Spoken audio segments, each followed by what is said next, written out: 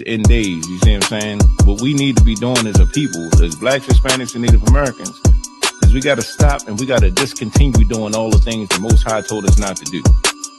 You see what I'm saying? Like, we got to walk away from those things. Those things have become so much a part of our lives that we don't even see the wrong in them at this point. You see what I'm saying? So we've got to learn that not only the things that we're doing is wrong according to the Lord, we gotta have a heart for the Lord, meaning we gotta wanna do right by the Lord, man. Find out what God's law is. It ain't no religion on thou shalt not eat pork. That ain't no religion. It's simply a law. Don't eat it. You know what I'm saying? Ain't no religion on thou shalt not commit adultery. It ain't no religion. It's just simply a rule that you gotta follow. God gave us them rules. We left them rules and we destroyed ourselves.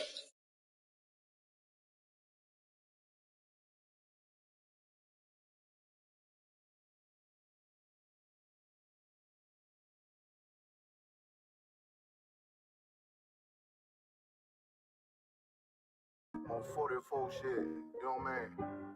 Busy man.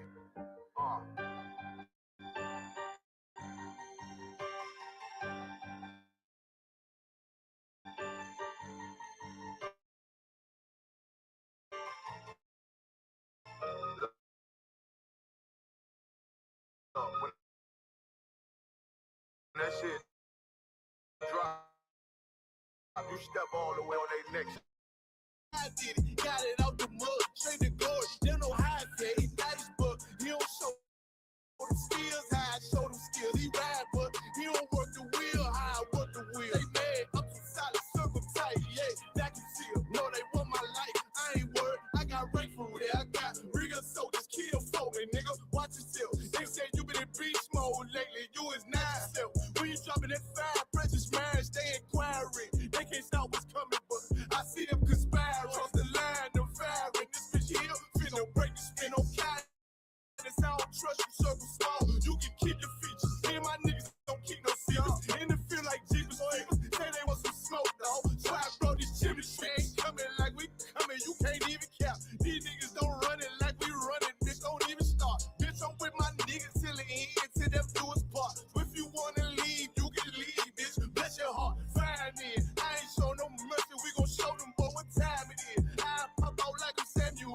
I got time to kill. Haters thought I died. I survived. They don't know how I did it. Got it out the mud. Straight to God. They know how I feel. He nice, but he don't show them skills. How I show them skills. He ride, but he don't work the wheel. How I work the wheel. Oh, I got a man. Circle tight. Yeah, back and seal. I heard they want my life. I ain't worried. I got rape for real. Take over in effect. Yeah, I'm fully focused. You might not see it on me. You know it's women. That bitch fully loaded. Yeah, we up and rolling. Told them I need major motion. Think I'm joking. I'ma school them niggas like they baby Jody. Got it out the dust. Now I'm too clean. Don't know why they hate me. What you want out life, dog? Guns and butter, baby boy. You PK top, dog. Certified road runner. I'ma turn that econ line into a damn tank. I got chopper stash in that attic like they Anne Frank. They had that shit on lock until I snapped on them like ball cutters. You cannot play both sides. Gotta choose your colors. See I'm throwing that one up with that W. That's my blood, bro. Fine in. I ain't show no mercy. I'm gonna show them boy what time it is. I pop out like I'm Samuel. I got time to kill. Haters thought I died. I survived. They don't know how I did it. Got it out the dust. Straight to glory. They don't know how I feel. He's nice, but he don't show the skills. How I show the skills. He ride, but he don't work the wheel. How I work the wheel. Oh, I got a man. Circle tight. Yeah, back and still. Said they want my life. I ain't real.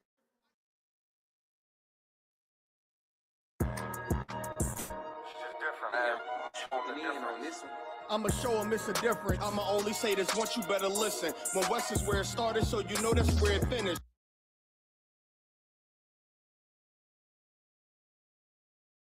We got one main objective, nigga. Let's complete the mission.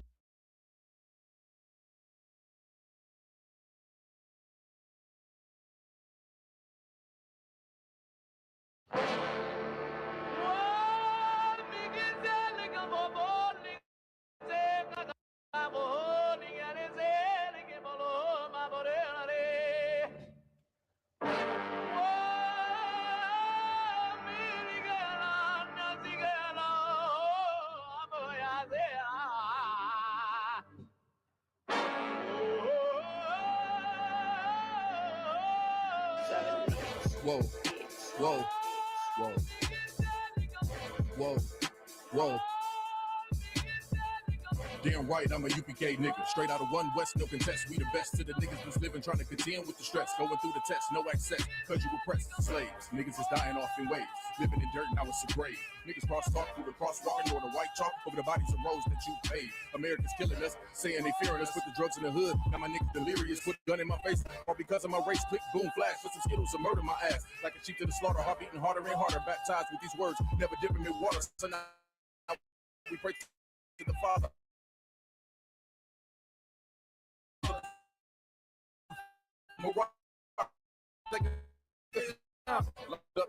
Time on that reaping what you sow, meaning giving back what you gave for a clean slate. You try to imitate, you was always fake. America, every city, state, this is your fate.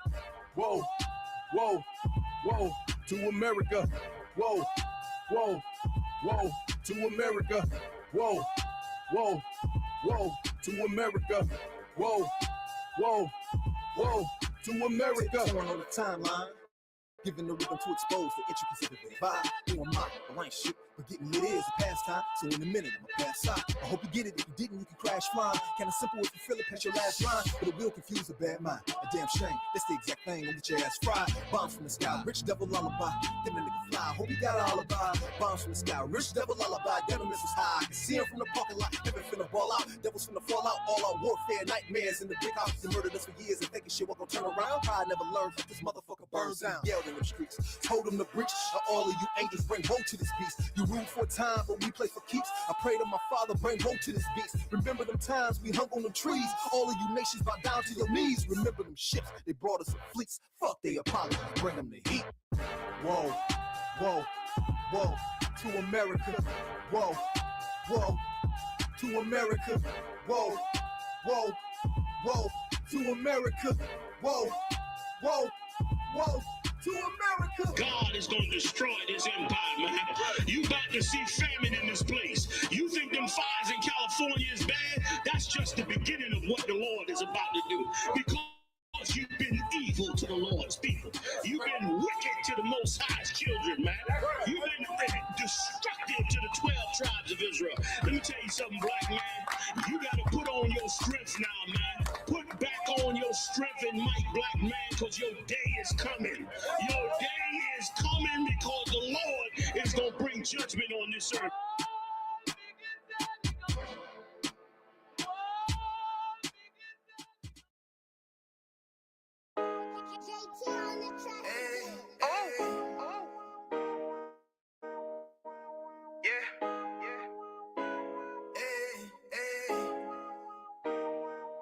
You boy. You know what time it is, nigga. Better watch how you step in. Yeah. But that was my niggas. Yeah.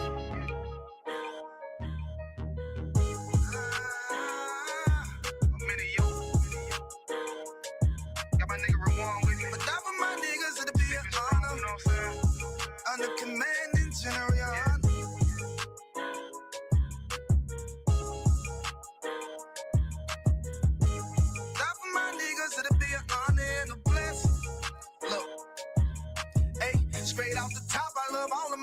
That shit ain't gon' stop till we on top and we ballin', my nigga. We be fly as fuck, you know them bitches be stalking my niggas. That shit'll never change and it's the same with all my niggas. City to city, I should be at home. That's what my ribs say. But bitch, I'm grown. I'm in these streets and closed caption. Niggas know we bout that action. If a nigga play with me, then my Hakim gon' let him have it. Hey, make you the shit, this truth the shit. Nigga play, I let that Ruger hit. Get on them tracks, they be like, who is this? I'm rude with it. Ain't got no manners. All them pussy niggas talking shit. Y'all know they can't stand us, but we UPK Louisiana, bitch, that's what I'm ripping. And my niggas solid number, real ones in my section. If you wanna get down, put your boots on, start stepping. Brotherhood is a weapon. Brotherhood is a weapon. Better watch how you stepping, cause brotherhood is a weapon. If I die for my niggas, it'll be an honor and a blessing. Better watch how you stepping, cause brotherhood is a weapon. Brotherhood is a weapon. Better watch how you stepping, cause brotherhood is a weapon. If I die for my niggas, it'll be an honor and a blessing. Better watch how you stepping,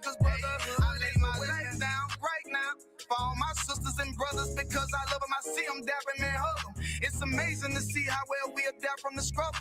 Born again from a life of sin, trapped in the gutter. My mind frame was to kill my own kind. Feeling inferior, waking up ready to die. Run with them killers, so it's just a matter of time. For I take your life or let you take mine. That's when I realized the slaves killing slaves while the white man live to get old. We in them graves. Some shit got me feeling played. I opened the Bible, went through them records, found out we was royalty, a nation to be respected. But in this world we rejected, we hated for our complex. Still fighting to get accepted. We hear the truth and reject it, but love is getting corrected. And all my niggas correct me. The commandments, the foundation we erected. Brotherhood is a weapon. Brotherhood is a weapon. Better watch how you stepping, cause brotherhood is a weapon. If I die for my niggas, it'll be an honor and a blessing. Better watch how you stepping, cause brotherhood is a weapon. Brotherhood is a weapon. Better watch how you stepping, cause brotherhood is a weapon. If I die for my niggas, it'll be an honor and a blessing. Better watch how you stepping, cause brotherhood is a weapon. Hey, hey. Hey, hey.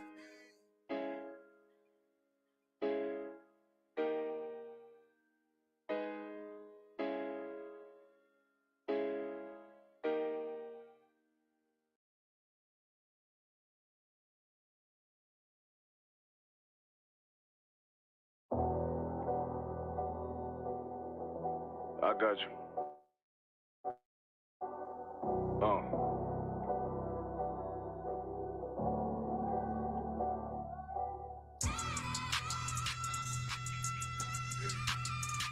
Let it rap real quick. Look. The city eyes. It's time to vote God. My God, a real nigga. Cause he wasn't no flaw. Posted on the corner like a watchdog. Family secure, got that shot in the closet by the mob ball. Fuck what they heard, but tell them it's all true. Be cautious, that foundation voltage to fall through. They gon' fall. Look, I keep this shit 50 times 2. Ain't no more heart in this game, I'm John Q. Colder than the avalanche, way above average. Fierce taste sweet, told to make me an apple tree. Left us in the valley full of bones, this where hope found. Java, come on, man. Dark sands get broke down. Riding through Evans to a mall quad. Telling me how the crackers turn this childhood to a ghost town. Focus out, nigga, I lay that game down. I feel his pain, cause nothing is the same now. Let my light shine like heaven through a rain cloud. Glock have a fit like my child, no tangent. Try to warn them niggas, we bear arms like tarantula. Them other niggas rap, I make anthems. I really see profits under this banner. Make my enemies bow down on camera. Told my design I wanted black and white like a panda. I'm better than that nigga that sunk dirty Diana. Look, I move like a Brazilian, precious cargo. Spirit Asian, but I got a new semi-auto. Wave that bitch around like where's Wardo. Sleep if they won't, I cut through they Z's like I'm Zorro. Pay me for his name, so I gotta keep that steel clutch. Trust me, I'm not what you think. I squeeze till it click like Dorothy when the heels touch. The world got me dumb, I don't feel much. Ride around with Yara down, just left the state bridge. Looking for a bitch better than Baby's kid. Remember I dropped Quiet Storm, I've been gone ever since. Still in the field, fuck them niggas on the fence, yeah.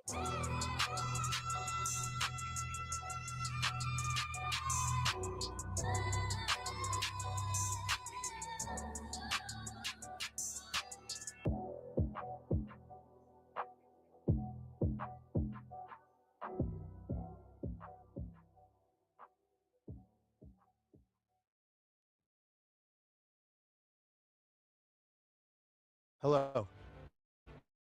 My name is Adam Ferrari, the Chief Executive Officer of Phoenix Energy. I look forward. All right, this is Rudy's speech, man. We got Captain Tower in the building. Yeah. So, Cap, man, let us know where you from. Yeah, I appreciate y'all having me, man, on Rudy's speech, man. I'll break it down right quick, though. Don't forget it. One West in my brain, one West in my heart, one West when I finish, one West when I start. Big Shine, big glow. I be gone till November, let my bitch know. I'm back by the winter, bubbling like Crisco. I need my pockets all swollen like a lymph node. Talking out the side of your neck, get you a slit throat. I stay broke, don't care if I got $1 million. Looking down on me, I put your brains on the ceiling. Fuck kicking down the door, we about to demo the building. These fake cats all in these groups, I wonder who ya. Shoot ya off your pulpit, hallelujah. 4-pound gun youngin' down like it's a cougar. On my feet, combat boots, or is it Puma? Words spreading around about me, none of it rumor. All truth, very big facts. Very large caliber on very small gaps. Compact pistols, ladders, and all that. About to throw the switch in the Nina for rapid fire. Got the 5.7 equipped with the magnifier. Boom shakalaka equipped with the rim rocker. We ain't really got beef, yeah, Ramak would have been shot you. The best rhymer since Pac and Big Papa. Big llama, big juice, I'm Big Jamba. Quarter tank of gas, I ride like a big timer. No informer, no sweat, not inside of my conglomerate. Wreck like King Kong. No Asian pun me, no chink in armor. Remain calm through our pain that bring drama. Stay focused on things that bring commas. Took all pressure, applied and made diamonds. Stayed true, kept shit pure, my name honored. Paid all dues and debts and kept promise. Make sure you show respect. Pay homage that I'm one West bred, one West vetted, one West pumping through my blood. Don't forget it. One West in my brain, one West in my heart. One West when I'm finished, one West when I start. I said I've been one West bred.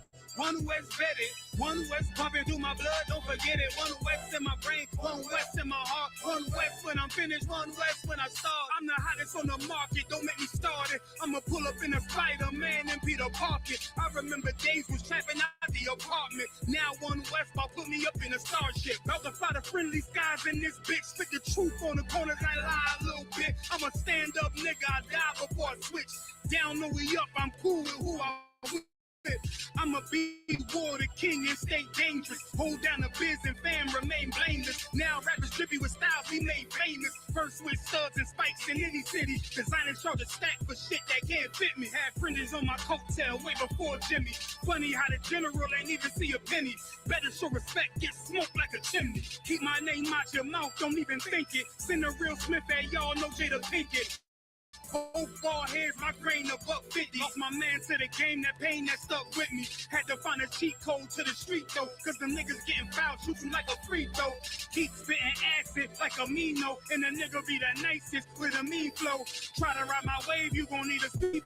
I'm hot like 100 degrees in a peacoat. Scarf in the sweater, I embark every letter. It's UPK, not a part, but together. Homie, I've been one West bred, one West vetted, one West pumping through my blood, don't forget it. One West in my brain, one West in my heart. One West when I'm finished, one West when I start. One West bred, one West vetted, one West pumping through my blood, don't forget it. One West in my brain, one West in my heart. One West when I'm finished, one West.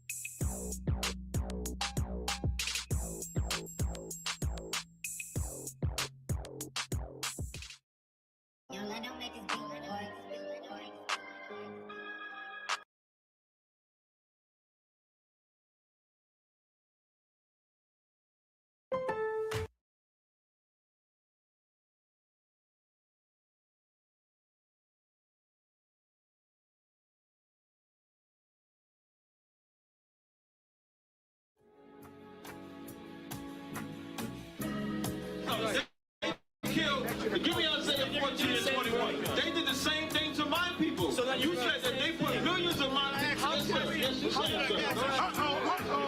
Should a murderer go to jail for murdering? Absolutely. Should a thief go to jail when he steals? Absolutely. Should a robber pay back the money he robbed? Absolutely. So why shouldn't the white man pay for what he did? That's right. One day you'll see just how it feels. Payback is a door. It's a door. Payback is a door. It's a door. Payback is a door.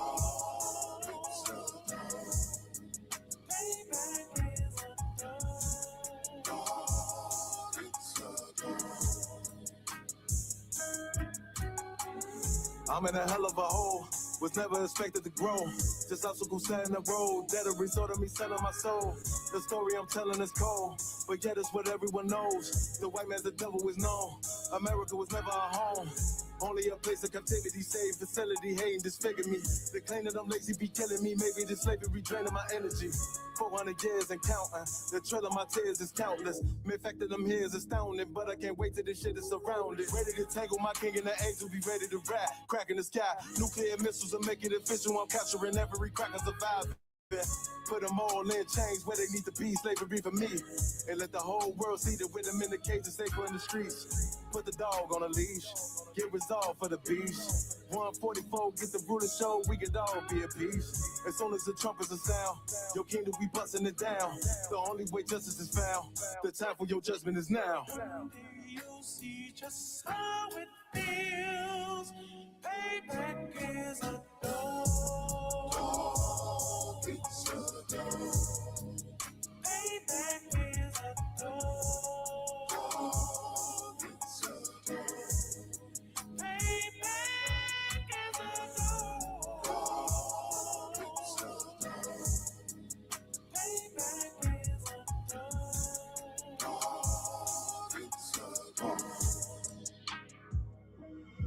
Look, ain't no remorse in my blood, Slim. It won't be no compromise.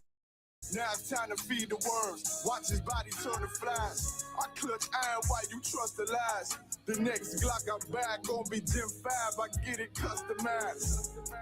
And sending shots off like fair.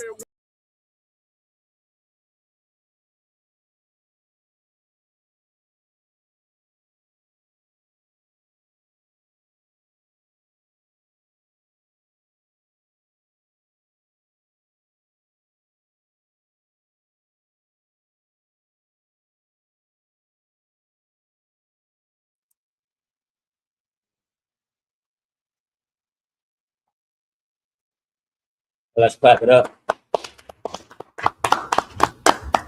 This is the Israelite School of Universal and Practical Knowledge. Started out of Israelite School of Universal and Practical Knowledge under Commanding General Yohana. Started out of 1 West, 125th Street, Harlem, New York. We speak the truth that Blacks, Hispanics, and Native Indians are the true biblical Jews that the Bible speaks of. And my name is Officer Karala Kum. I'm here with Officer 500 Ganad Ya'ala. I'm saying, and today's class is, are there any good white people? I'm saying that's something that we always hear when we get into like conversations with friends and family. When you try to, get them to understand like some of the oppression, when those conversations pop up about Black people, Latinos, Native Americans, some of the oppression that we go through. And because we live in America, when we have questions, or when we having conversations about injustice as such that happens in America with us, we always got to bring up the person that creates these obstacles, that puts these obstacles in our way, that have crafty counsel, you know what I'm saying, that has a system that is built up against it. So when we have these conversations with other Black people, sometimes they say, man, I've never ran into racism. So I ain't, since nobody has personally called me those derogatory nouns, pronouns, you know what I'm saying? I haven't experienced slavery. So you get Lil Wayne, right? Lil Wayne says he's never experienced slavery. Right. He tells you that he has he got white people money. Right. You know what I'm saying? Because Lil Wayne has never personally he has personally experienced slavery. But with those type of people, they put Salaki. He has personally experienced racism. I said slavery. I meant to say racism. But he's looking for something specific. He's looking for somebody to call him the N-word to his face. He's looking for that blatant racism. When actuality, man, Lil Wayne is from New Orleans, which we don't know, right? That New Orleans had one of the biggest undocumented slave revolts. Right. And they would, and you know, I say that to say, like, you know, like Lil Wayne is from New Orleans. He has history where though certain group of people got so tired, they empowered themselves, tried to empower themselves, and had a revolt. His father and his grandmother and his great grandmother and his great grandfather, they're from New Orleans, but he'll say he never experienced it. Like growing up in New Orleans, you know, they are the most integrated place. You know what I mean? Right. When their school system is equally great with the oppressive school system. We make this excuse for good white people because they do good things. Right. We don't know what good things is. You know what I'm saying? If you in a world and you don't have these laws, you don't know what good things is. Yeah, that's kind things. Somebody can be kind. Somebody can be understanding. They could be caring. They could be fair for a short amount of time to get what they want. And the story it's a story in the Bible about Christ healing a woman, right? And she was a heathen. You know, she was kind. Right. But she was asking him, she wanted something. She wanted that demon gone. You gotta remember, man, that this devil is called the devil for a reason. Right. God called him a devil. You calling him a good person, Salah. You calling him a good person. And God is calling him a devil. Most High is calling him a goddamn devil. That's right. A deceiver. You gonna go against God? We're gonna get into it. You know what I'm saying? We're gonna get into it. So for us to understand that, like, get into the subject of good people, right? First I want to get into is like, I want to show you, like, can a person be morally decent, you know, yet still belonging to a nation under a judgment, right? Because, like, white people, all right, we call them so-called the good white people. We call them good white people, even though Most High says that Esau is going to get something. He's going to get a judgment. And I'm gonna give you one of them scriptures right now. Give me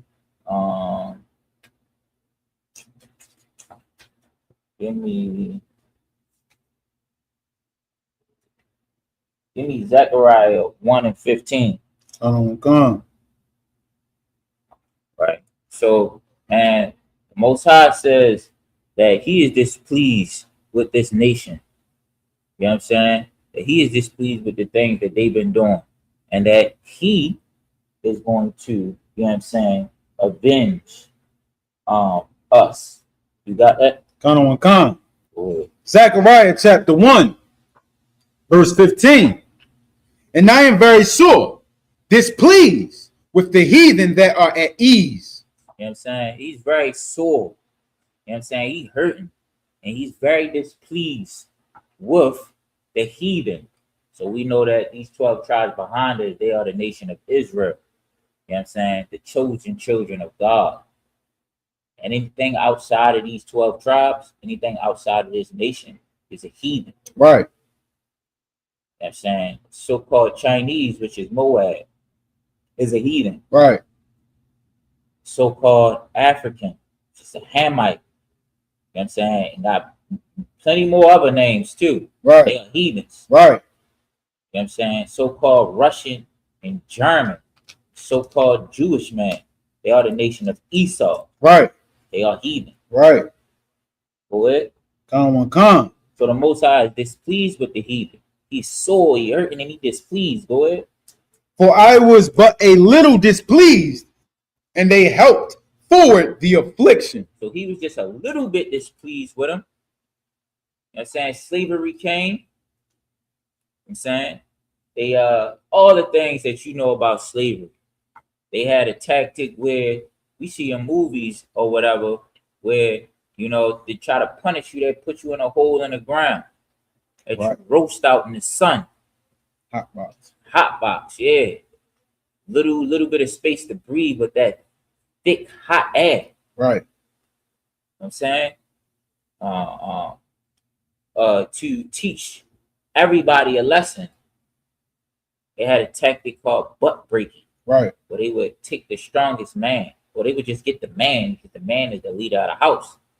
And they would do LGBT things to him in front of the family and anybody else that considered him to be strong and a leader enough.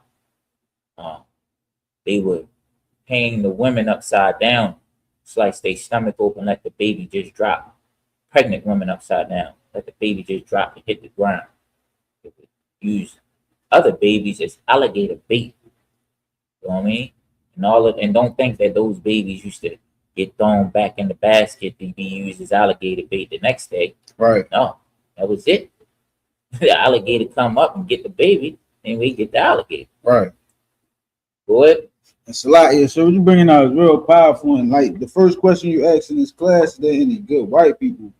Like us as a people, we gotta really pay attention to like what actually, like when we just gave these examples of the things that took place during that period of time. Imagine what our mindset was.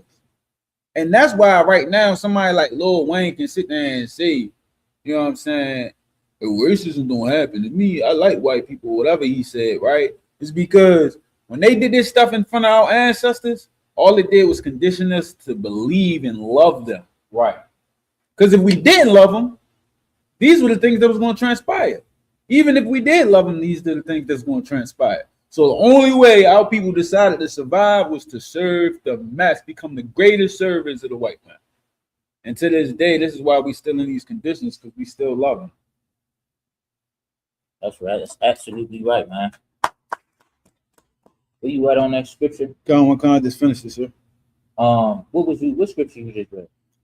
Salakia. So Zechariah 1:15. 1:15. All right. Salakia, you getting a lot of these corny Free Palestine. Yeah, you can. Yeah, we don't give a damn about Free Palestine. Right. You ain't. You in the chat saying Free Palestine, but you ain't saying justice for Nolan. Huh? What's his name? Nolan Wells. Nolan Wells. Osiris Belton. You know what I'm saying? We don't give a damn about Palestine, man. Right. I'm saying what's happened to the Palestinians is sad. And it shouldn't happen to nobody. You know what I'm saying? But you got in bed with the heathen, with Esau. You know what I'm saying? You wanted to make deals with Esau, so now you get what you get. You don't have nothing to do with it. You can go in somebody else's chat and say Free Palestine. Right. You could delete him off of it because he keep posting it. Gone, sir. Messing up our feed. Saying if you act a little bit more, you know what I'm saying, compassionate for us, then we might be compassionate for you. Right. We do understand that a crime is happening to you, but you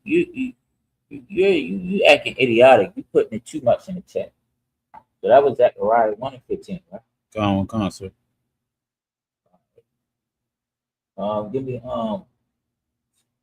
me Zephaniah.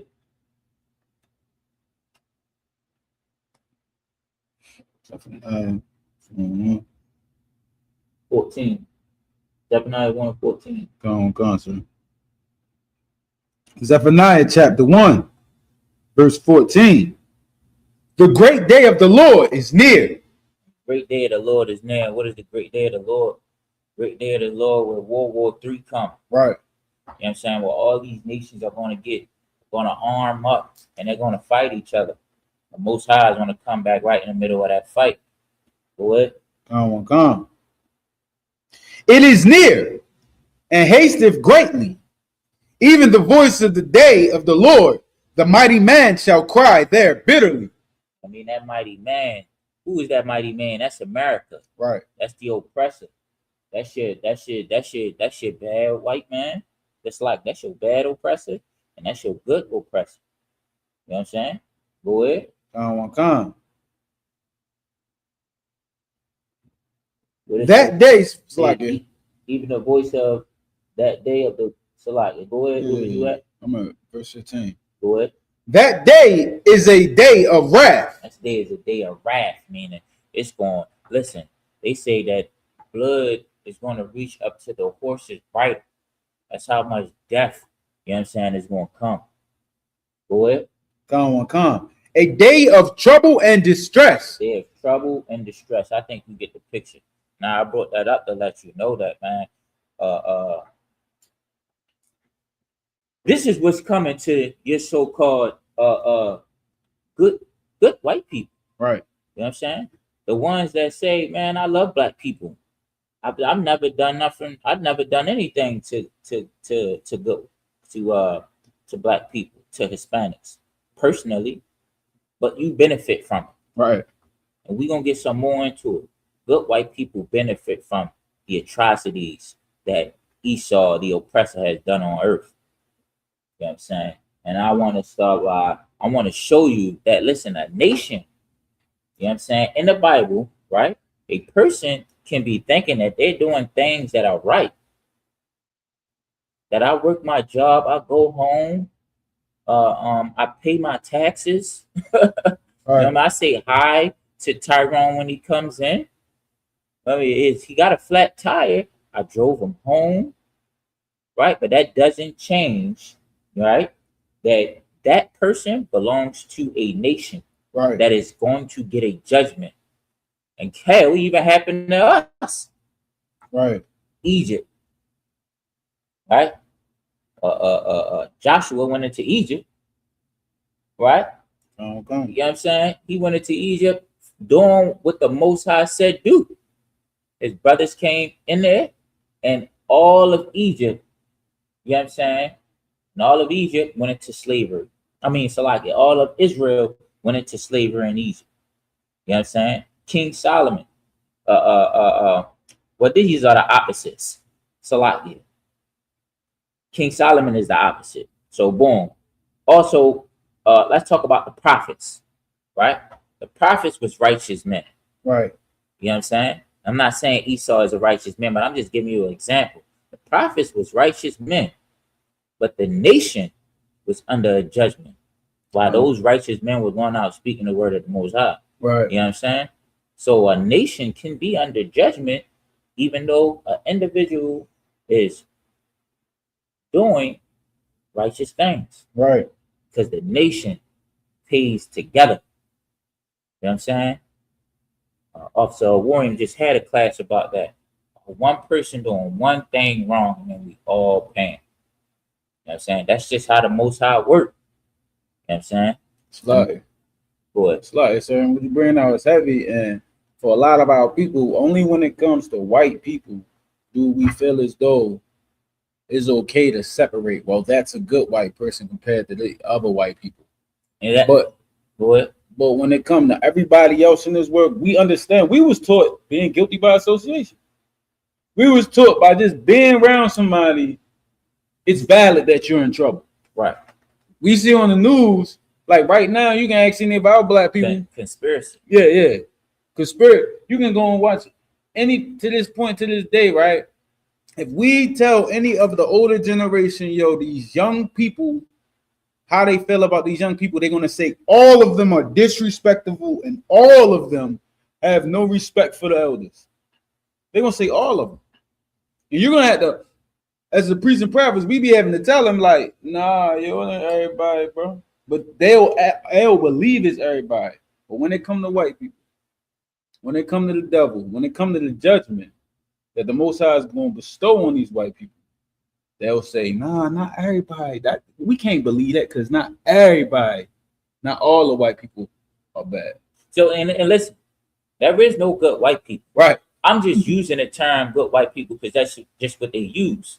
I'm trying to get you to understand, like, look, listen, there's some white people who never hung a black person, who never had slaves, right? You consider them a good white person. I'm not talking about this off of what God, how the Most High sees it. I'm just talking about you saying that you know a good white person. You know a good white person. He never had slaves. He never hung nobody. You never seen him steal or anything like that. That doesn't change the fact that that good white person is a part of a nation that is going to get a judgment. Right. You know what I'm saying? And I'm trying to show you, like, even outside of that, let's talk about us. You know what I'm saying? The prophets teaching and following the laws. You know what I'm saying? Proving themselves into the Most High. They are still part of a nation that's getting a judgment right now. Right. One of the biggest ones is, guess what? Christ. Right. Christ was perfect. Christ was perfect, man. Matter of fact, give me 2 Corinthians 5:21. Because listen, Christ was perfect, and guess what happened? You know what I'm saying? The nation was still getting judged while Christ was down with doing the work. And that 2 Corinthians 5:21. Yep. 2 Corinthians chapter 5, verse 21. For he have made him to be sin for us, who knew no sin. Yeah, he knew no sin. Go ahead. Come. That we might be made the righteousness of God in him. So we can have an opportunity to be the righteous of God in him. Go ahead. Come. That's the last part of it. That's the last part? So again, let me see. 5:22. 5:21. Okay.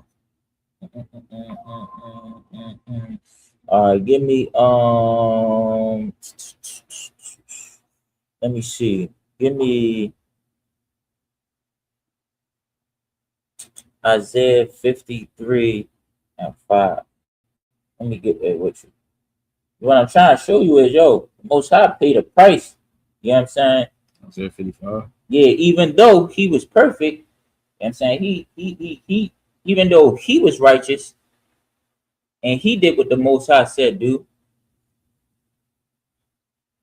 he paid a price and in the nation, even though he was righteous, you know what I'm saying, and he did everything the Most High said do, you know what I'm saying, the nation still was under, you know what I'm saying, the judgment of the Most. He was still a part of a nation that was under a judgment, even though he did everything he was supposed to do. Okay. You know what I'm saying?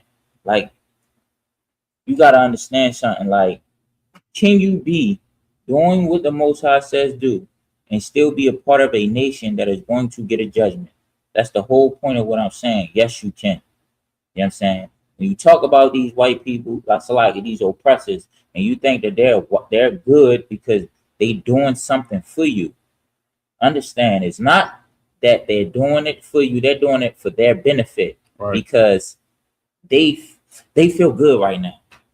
They're in they heaven, they feel good. You were the oppressor, they in they heaven, they feel good, they got their feet up, they kicking it up, they chilling.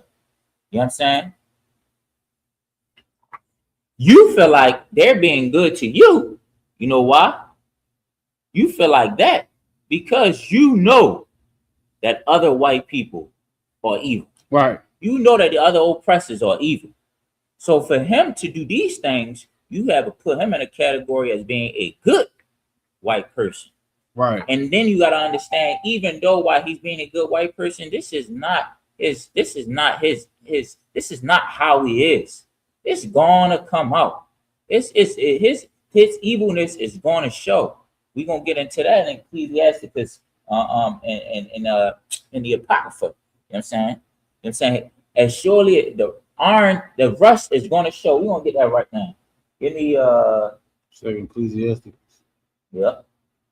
Ecclesiasticus. I'll just pull it up today. No sweat. Russell's.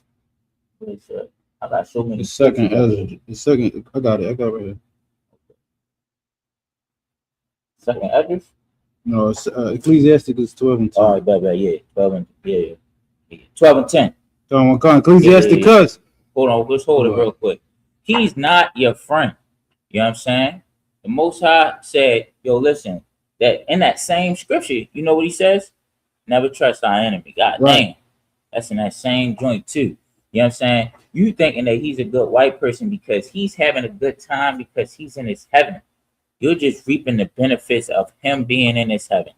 His true face is going to show because it never fails. You know what I'm saying? Go ahead. Come. Which one? Ecclesiasticus? Yep. Ecclesiasticus chapter 12, verse 10. Never trust thine enemy, for like as iron rusteth. Man, never trust thine enemy. The Bible says that the oppressor is your enemy. You know what I'm saying? And he's saying, go ahead. Never trust thine enemy. Yeah, come. For like as iron rusteth. For like as iron rusteth. Iron is going to always rust. No matter what. No matter how much you clean it. No matter how many different ointments you put on there. If you try to control the temperature, it might not take as long to rust. You trying to control the temperature, but it's going to rust. Go ahead. So is his wickedness. So is his wickedness. His wickedness going to come out, man. It's a video, man. I tried to find it where a black man was friends with a oppressor since his youth. And he went over the house to eat dinner. And when he's eating dinner, I'm going to find the video right now. So I was just looking at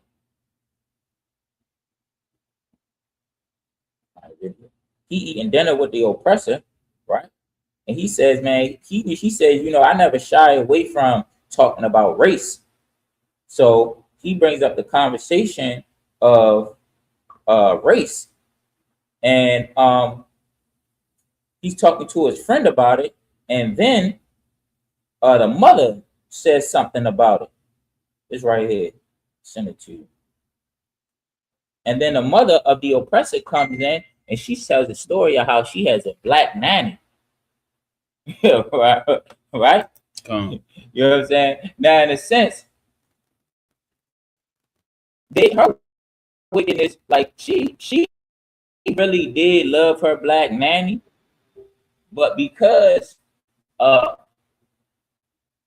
racism and white supremacy is inherently passed down through generation, like no white person can be like a good white person. Right. You know what I'm saying? Because racism is inherently embedded into their DNA, it's passed down. You got that? It's a long video too, right? I think it's probably like 4 minutes. So we can start it in the middle. You want me to share the one you just sent? Yeah, the one that I just sent you. Come. This one right here. Just making sure. That one. Yep. Come. This video right here getting ready to show you how, like, listen, that wickedness is going to show. You know what I'm saying? And for the grandmother to be so openly to talk about this, right? That means that his friend was brought up under this type of racism. You know what I'm saying? Even though he had black friends, his oppressor friend, this black man oppressor friend was brought up on racism and on the ideologies of white supremacy and racism. It's inherently in him. That going to show something is going to happen with all of these stories that's happening right now. You know what you see? You see black people being friends with an oppressor. And what happens? They go to an island, and just like how iron is going to rust, those oppressors are going to show their wickedness. Right. You know what I'm saying? They're going to get high. They're going to get drunk. They're going to get depressed. And your black face is going to be right there. And something is going to conspire. You're going to try to, just like, what's his name that was under the tent? Man, the young man that was on the tent that Oh, just yeah, Carmelo unalive Anthony. Metcalf, Carmelo Anthony, man. You're gonna try to diffuse the situation, and you're not gonna be able to, because their wickedness is going to show. Go ahead, play this. Con, sir.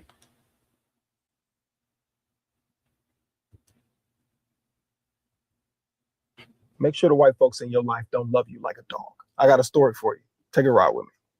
So back in my late 20s, I was really close friends with this white guy. We're going to call him Spencer. And Spencer and I, we worked together. We worked out together. We lived a few minutes apart. Spencer was my guy. And Spencer kind of hit the father-in-law jackpot. His father-in-law, we're going to call him Dustin. He was mid-50s, but just a really cool-ass dude. You know, we go over his house. We large drink game, older, mid to late 70s, but still sharp. And if you're at Dustin's house enough, you're going to run into her. Now, one day I'm over at Dustin's house, and him and I are sitting at his kitchen table. His wife is standing nearby. And at this point, we've known each other several years. So, you know, he's comfortable with me. I don't remember exactly how it came up. Knowing me, I was probably talking about race because I don't hesitate to talk about race in front of white folks. But Dustin decides to tell me about the one time he used the N-word. He was a young boy growing up in Texas in the 1960s. He got into a confrontation with a black kid, and he lets it fly. Now, a young white boy in the South using a racial slur in the 1960s didn't surprise me. He surely had plenty of white men around to model that kind of behavior. But what did surprise me was the shame. 50 years later, he wasn't telling me this story casually. It felt more like almost like a confession, like he was unburdening himself to maybe one of the few people in his life that could judge him the harshest. And it felt like if he could find that guy today, he'd want to look him in the eyes and apologize. So I respected that, and I respected that he trusted me enough to go there. But here's where shit got real racist real fast. While Dustin was telling me his story, his mom had moseyed in and sat down at the table with us. And when he's done talking, she chimes in, well, you know, that's just how things were back then. He didn't mean any harm. When I was younger, we had a nanny and I loved her to death. Just like that. No hesitation. Hardest of R's, and rolls off her tongue like honey. Dustin's face turns beet red. His wife's mouth drops to the floor. Her eyes are about to fall out of the sockets. She starts drifting back into the kitchen like Homer Simpson into the bushes. I can read both of their faces very clearly. They want her to stop talking immediately. They are drowning in embarrassment, and they want this to be over. But I did not. So I looked over at Dustin's mom, and I encouraged her to please tell me more. And so for the next 5 minutes, and I'm sure it seemed like an hour for Dustin, I listened to his mom wax poetic. So Salagi, he's saying that. Yeah, you should be good. So, So he's talking about his friend's grandmother, and she comes in there and she's talking about a nanny, you know what I'm saying, that she refers to as the N-word or whatever. And it's like, yo, like, you think that everything is all good and dandy, you know what I'm saying? The wickedness is going to show. Now, necessarily with this old, you know, this old oppressor right here, she was more like what we call a good white person. Right. She had because love. Yeah, she had love for her nanny. Right. Right. But I wanted you to hear, like, this is why you can't have no good white people. Right. Because they grow up under white supremacy. They grow up white privilege, whereas though their nature, the Bible says that they are that we are two manner of people. Their manner, for her to refer to the nanny as, you know, a N-word nanny. Right. You know what I'm saying? It's like, is she a good white person? Right. Is she really a good white person? Yeah, of course she loved that nanny. You know what I'm saying? That black nanny. She loved her and she cared for her, and she telling stories about how she loved her. But their nature and how they were brought up and how white supremacy was inherently in them, that's their wickedness. It's going to show. They're going to look down on you. Right. And if that video was like 4 minutes long, I don't want to show the whole thing because it's just too long. But eventually the brother got to the decision in his mind that, bro, I'm like a dog to them. Yeah, gone. You know what I'm saying? So I'm bringing all this up. It's like, again, you know what I'm saying? Are there any good white people? You know what I'm saying? I just want you to still, keep this question going. Go ahead, you have something to say. So it's a lot here. So, and what you just brought out with this point and what this brother had went through, I think most of us in the black community all go through that situation when we have a so-called white man as our friend. I remember in the military, like, they will use excuses like, well, because they'll say something racist like, yo, and they'll be like, well, in his community, they've never seen black people. All they see is black people on TV.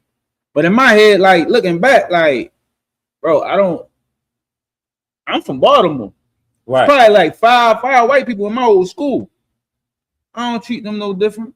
I don't go out here and just say nothing racist. But they put that in your mind so you be able to accept it. Like, we literally, he say something racist in our head, we be like, he probably ain't been around black people. He don't even know that's racist. No, right. He do. He do know. Right. You know what I'm saying? That's the part that they don't understand. Like, yo, his family teaching them that they know that's racist. You know you ain't supposed to say that. You know what I'm saying? But and then like I said, like you said, no matter what you do for these devils, eventually some way form, some friend you had that was so-called Esau or whatever, is going to come out. And then we all gonna feel like this man right here, like, yo, y'all only friends with me for your token. Right. For a dub. To think you cool. I got black friends. We cool. Right. And that's absolutely what it is. And on the other end, even when they don't think that what they're saying and doing is wrong, it's because America is racist. Right. You know what I'm saying? Because America is racist, they grow up under this lens as if it's righteous. As if it's righteous. Because, like I said, white supremacy is an inherited ideology. You know what I'm saying? So I wanted to come out and I wanted to show you that a person can be, if you want to talk about good white people, of course. You know what I'm saying? That doesn't change that they're going to get a judgment in the end. Why? Because a person can be so-called morally right, you know what I'm saying, and do the right thing and still be with a nation that is under a judgment. You know what I'm saying? I gave you the hints of Christ was right, but he was still a part of a nation that was under a judgment. Prophets today that teach you to follow the law, statutes, and commandments, they are doing what the Most High tells them to do.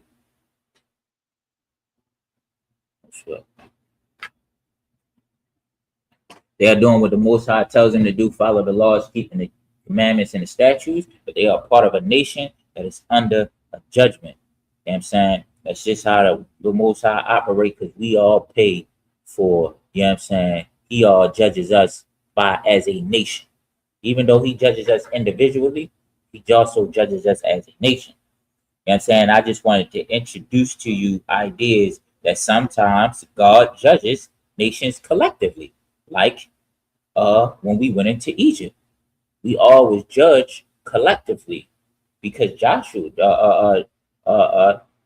didn't do anything. We went in because of King Solomon. And what he did, we was all judged collectively. You know what I'm saying? So when Joseph went into Egypt, you know what I'm saying, we was all judged collectively.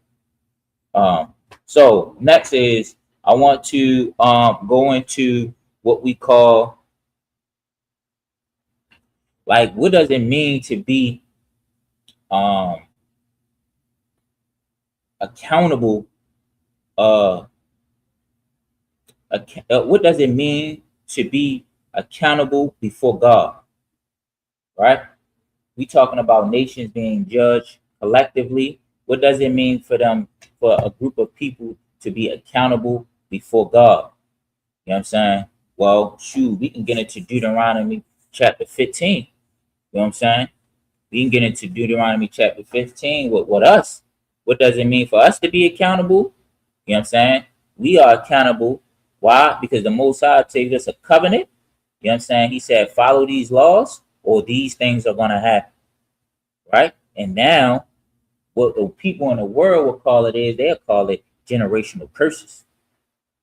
You know what I'm saying? So for the oppressor being accountable, you know what I'm saying, unto God, guess what? They all got to get judged. You know what I'm saying? At the end. They all got to pay a price. They all got to go into slavery. You know what I'm saying? We're going to get that right here for you. You know what I'm saying? We're going to get that in scripture.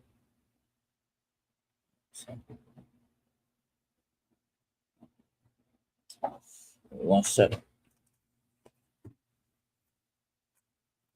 Yeah, the oppressor gotta goes in and get. That's how he gets. That's how he is accountable for for the crimes that he did. That's how he is accountable for the things that he did for slavery. You know what I'm saying? For slaughtering the Native American Indians and also putting them into slavery. You know what I'm saying? Most High said, "Do unto them double." You know what I'm saying?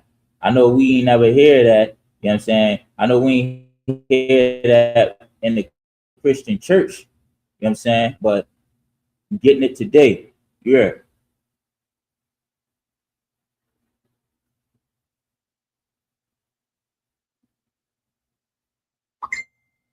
To you right now.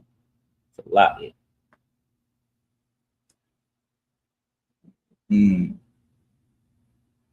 This is let me see. Let me get in here. Revelations, we're gonna be in Revelations 18. And I'm gonna start at I'm gonna start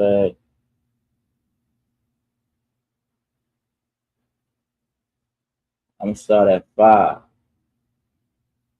Revelations chapter 18, verse 5. For her sin have reached unto heaven, and God have remembered her iniquities. Remember, the iniquities is sin. You know what I'm saying? And her sins and her iniquities have reached unto heaven. Meaning, this oppressor has done so much, you know what I'm saying? So much unaliving, so much all word, and so much evil, so much pillaging, colonizing. You know what I'm saying? And let's talk about the Native American boarding schools. You know what I'm saying? That they put them everything all right. All right, that they had in these boarding schools, that they got them buried under these Catholic schools. Every time they dig up a Catholic school, they finding millions and millions of bones of Native American children. You know what I'm saying? What's going on these reservations? Millions and millions of, you know what I mean, young sisters that's going missing. The poverty that's going on in there, that's just one tribe right there. You know what I'm saying? Not only what they doing to the to blacks, Jamaicans and Haitians. You know what I'm saying? They going into Jamaica, man. Jamaica can't reap the benefits of their own land. Their beaches is not theirs. You know what I'm saying? I mean, they can't even go swimming. That they sins have reached high, man. That's all I'm saying.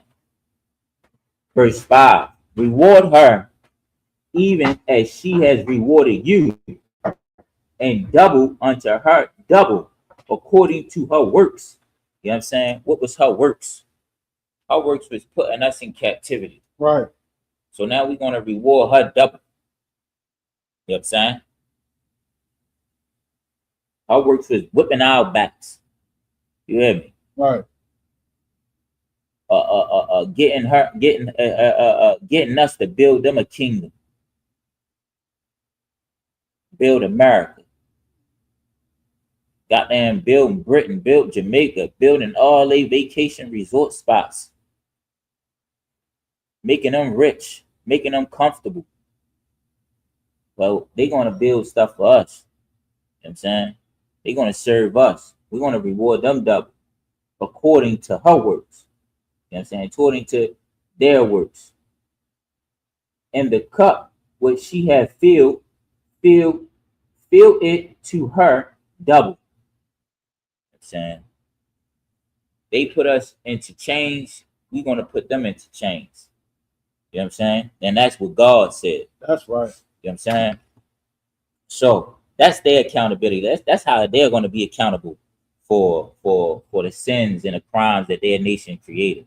And that goes for good white people. You know what I'm saying? And it goes for bad white people. Right. You know what I'm saying? I'm gonna give you another scripture. Go on. Slide. Can I say something? Boy. No, when the scripture say it gives them doubt, we gonna give them double. Like when you read the atrocities what these devils did us to our people,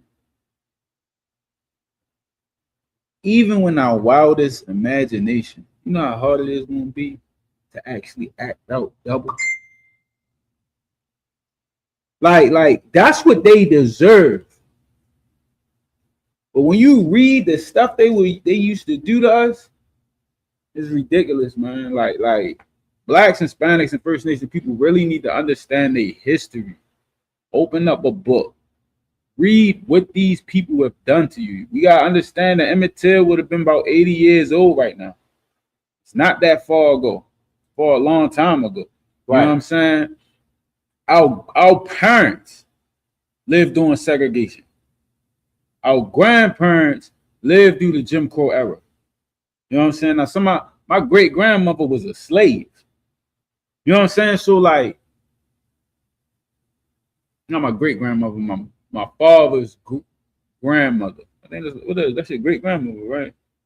Your father's grandmother. Well, anyway, your father's grandmother. It's your great grandmother. Yeah, my great grandmother, right, was a slave. So you gotta really understand, like, it's not that far gone. No, that's your great grandmother. Oh yeah.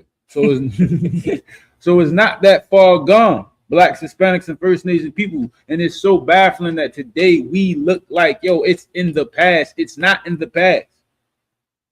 Them same kids that was smiling when our brothers and sisters was lynched and was taking pictures and sending them on postcards, guess who they are today?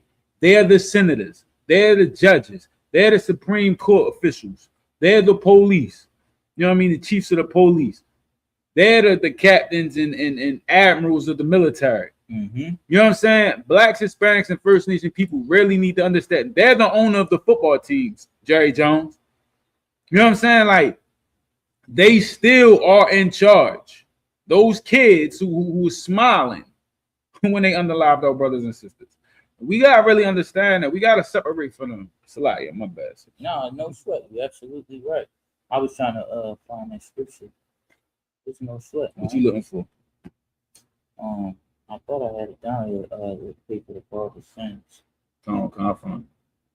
No sweat. All right. So boom. They're gonna be accountable. They have to be accountable. You know what I'm saying? That's what it means to be accountable.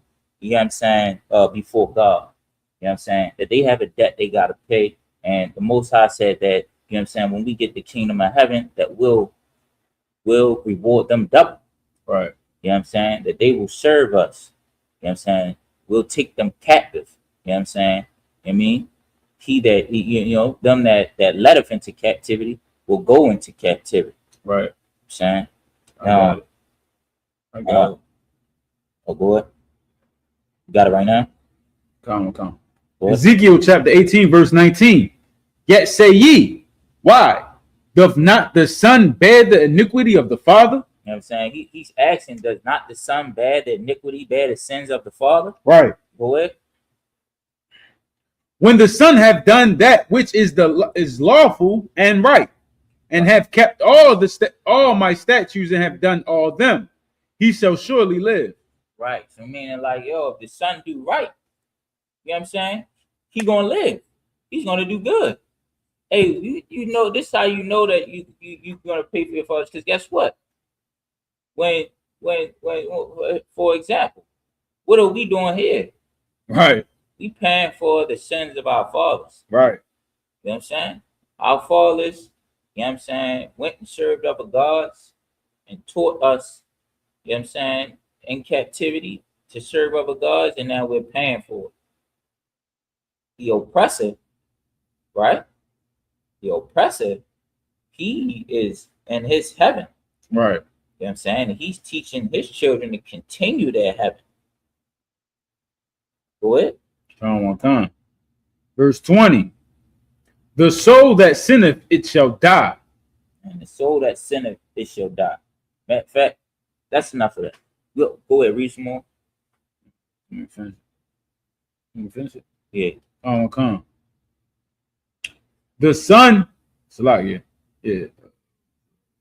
The son shall not bear the iniquity of the father. So basically, what we read earlier in that scripture is that, you know what I'm saying, we are serving the crime, we are serving the penalties of our forefathers, not serving the Most High. You know what I'm saying? And we serving, and when we get the blessings of the Most High, guess who's going to benefit from the blessings? Right. It's going to be our children. You know what I'm saying? Our children are going to benefit from the blessings from us following the Most High. Right. Because we're going to continue these laws, statutes, and commandments of the Most High. You know what I'm saying? We're going to pass it down to our children, and they are going to benefit from the blessings. You know what I'm saying? From the good things, from following the laws that our sons had. So I wanted to show you what does it mean to be accountable before God, right? You know what I'm saying? And I also want to show you too, you know what I'm saying? What does it mean? You know what I'm saying? I want to show you the consequences of a nation. So a nation can get consequences for doing, everybody can get paid for doing the consequences of what a nation is doing. Hence, Sodom and Gomorrah, right? So boom, going to Sodom and Gomorrah, everybody in Sodom and Gomorrah was doing all types of fornication. You know what I'm saying? Guess what? You had Job in Sodom and Gomorrah, you had his family in Sodom and Gomorrah. You know what I'm saying? Sodom and Gomorrah paid the consequences of all the evil that they were doing. So the reason why I'm bringing this up is I'm saying that the nation of Esau, you know what I'm saying, the oppressor, you know what I'm saying, are doing collectively things that are against the Most High, and they have to pay for the sins that they are committing as a nation. You know what I'm saying? Sodom and Gomorrah is one example of how a nation paid for the consequences that they was doing. You know what I'm saying? Boom. So we understand that one person can be morally right, can be thinking that they're doing the right thing, and they still under the judgments of a nation because they are part of that nation. A whole nation can do something, and the Most High can judge that nation. You know what I'm saying? And now I want to get into what? I want to give another scripture, the followers of Christ. Right? When Christ was on earth, he had people following him. It didn't matter. Israel still went into the condition that we in right now. Right. So that's the other point that I want to bring out, because I'm bringing out certain points to try to get you to understand that, when people be talking about a white person, like a good white person is not going to pay for it, like we didn't do it, why should we have to pay for it? Man, listen, all through the Bible you see these examples of, you know what I'm saying, people paying the penalties. And just how you said, that the prophets was doing what was right, and they still was connected to a nation that was under a judgment. They was still getting judged. Not even the prophets, just in case somebody want to be like, well, they the prophets. The multitude. Well, yeah, right. The multitude, right. You know what I'm saying? The whole people. So, boom, to understand this also, you feel me, of why like oppressors feel like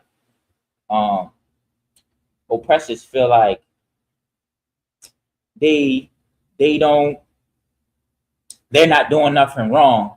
You know what I'm saying? Like the things that they doing, you know what I'm saying? Oppressors or other black people feel like the things that they are doing is right, so they shouldn't have to pay the penalties of what somebody else did when they wasn't here. Is because of this whole ideology of white supremacy. All right. I'm saying, give me the definition of white supremacy. Come on, sir.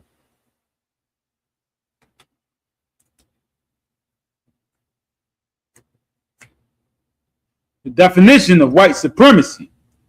White supremacy is the belief that white people are inherently superior to people of other races. So white supremacy means like, yo, they passed this down.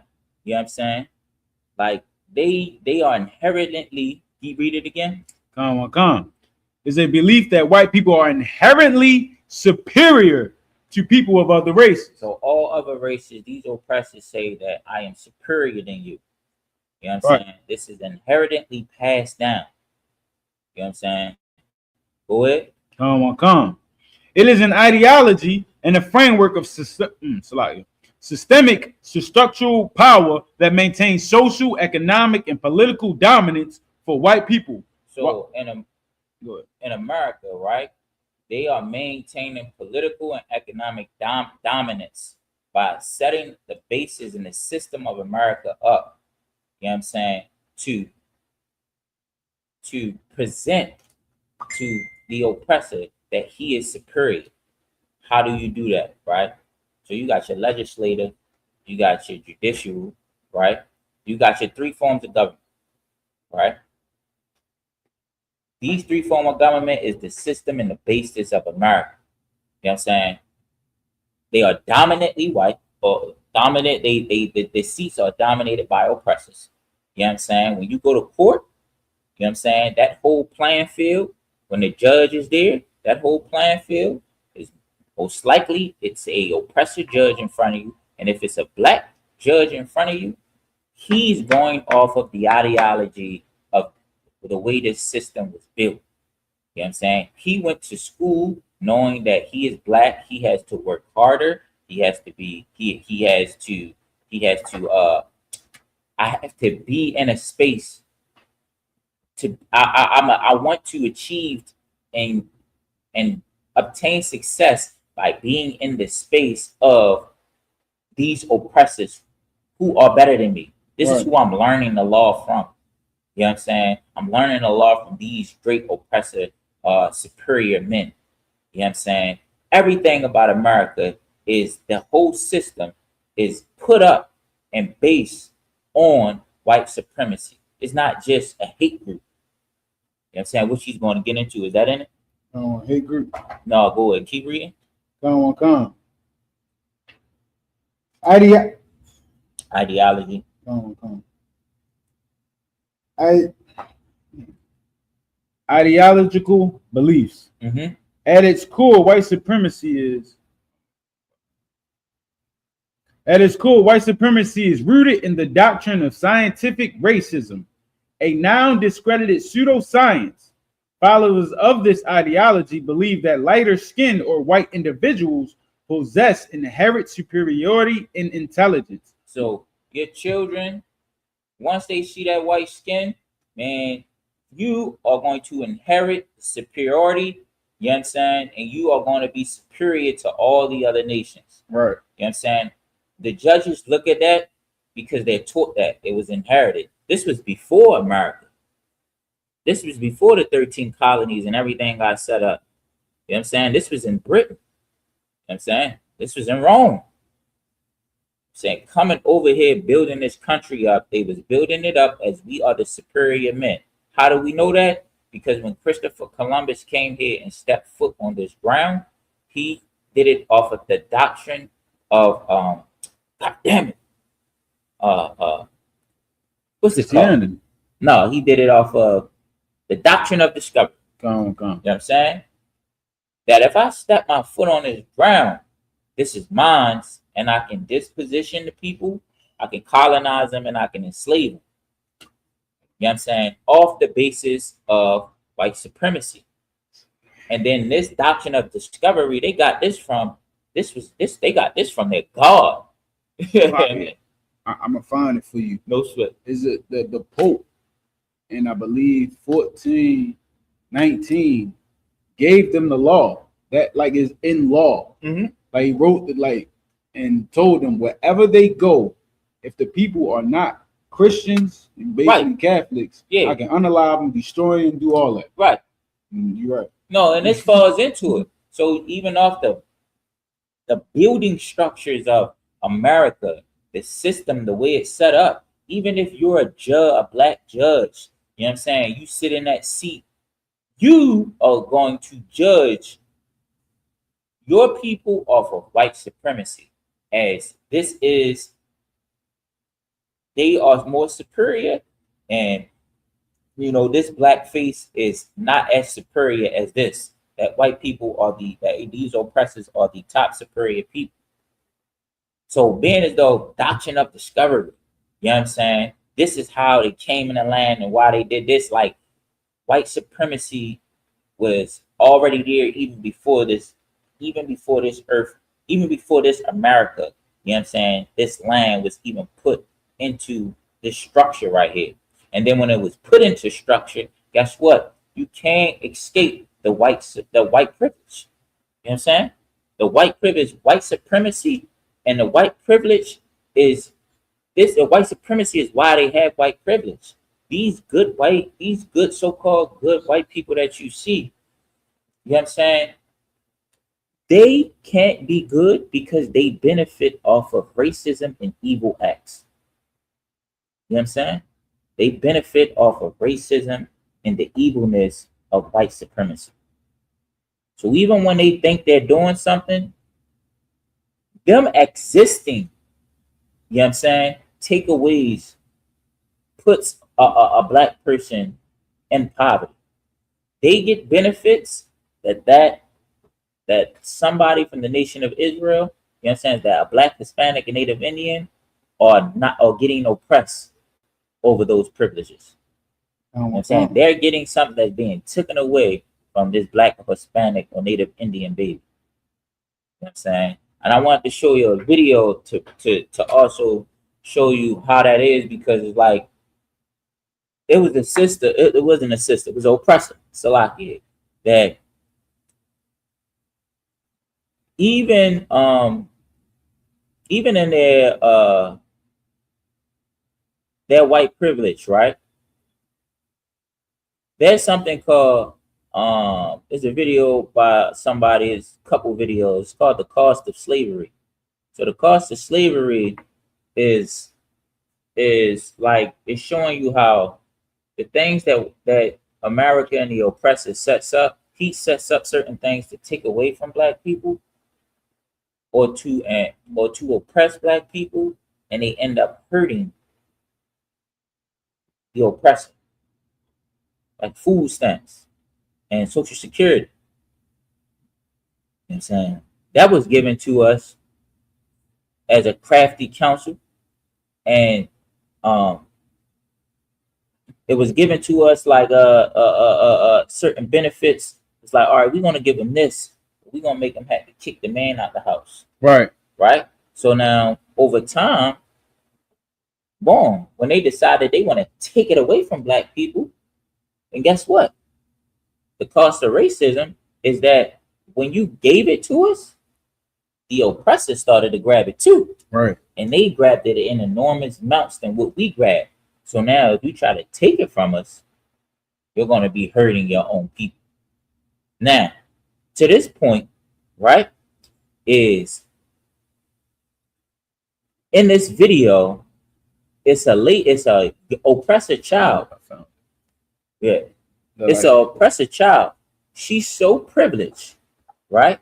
That she's saying like, she's saying that I can't find a college scholarship because all of black people and Hispanics, they get all of the scholarships. You know what I'm saying? So I'm looking at the video, and after they researched, they found out that there are more oppressors that get scholarships right here. There's more oppressors that get scholarships, you know what I'm saying, than they do blacks and Hispanics. And it made me come to a conclusion. I'm gonna tell you exactly what. Watch this video.